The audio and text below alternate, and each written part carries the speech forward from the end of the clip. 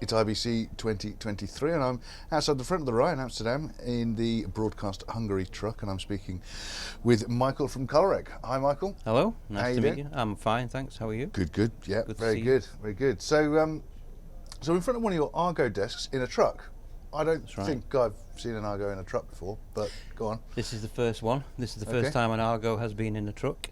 Absolutely. So, what made them specify this panel in this A truck? whole bunch of reasons. It's completely modular in terms of the faders, where you can put the faders, how many faders you can have, and also you can have a good choice of where you put rotary controls or where you put dual fader configurations. So this gives you the ability to have more faders than you would normally have in this kind of space. Right. That's one reason. And am I right? Because is this an Argo Q or an This Argo is an S? S. This is And an that's Argo smaller S. in form factor? It's smaller in its depth. In its depth? Yeah, it's they're identical apart from the depth of the console. The Q has more depth. So how did they configure this? Well, let's run through some features. Well, what they wanted to do was they wanted to have the ability to run this console as an assignable kind of console, which is quite a familiar way of working with broadcast consoles, but also to use these modules to make channel strips.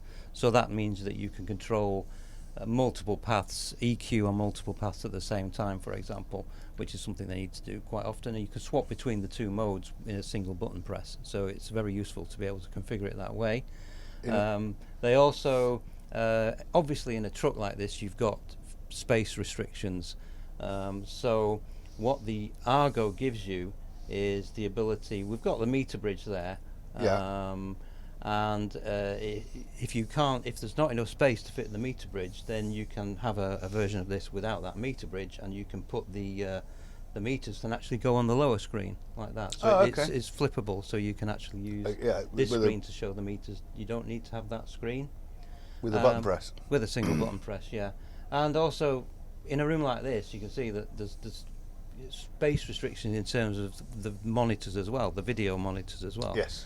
And on the Argo, you can actually feed in two independent video feeds into each bay, and again with a single button press, you can flip that to show the video, the independent video input. So you can actually use the Argo screens to display something which you would have previously been forced to put onto another screen. Yeah, and so there's no real.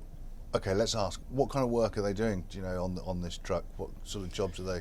Well, this is an independent truck, so basically they can do anything from sports, OB van sports, football, any other kind of events, like maybe some kind of concert, maybe something like that. It's a flexible. This is basically it's a flexible truck, and they don't lose much or any functionality from any of the slightly bigger desks, or? No, not at all. No, I mean it's the ability to actually put any control into any position and use any of these screens to perform any function that you actually want to do. There's nothing lost in any functionality of the console. The other thing is, of course, is that space is a big thing, and the Argo can be supplied with an Impulse 1 core, which is just 1U. It's just a 1U for the actual DSP, actual DSP core, which gives you a huge amount of space saving as well. Absolutely, fantastic. Thank you very much. No problem. Well, thanks.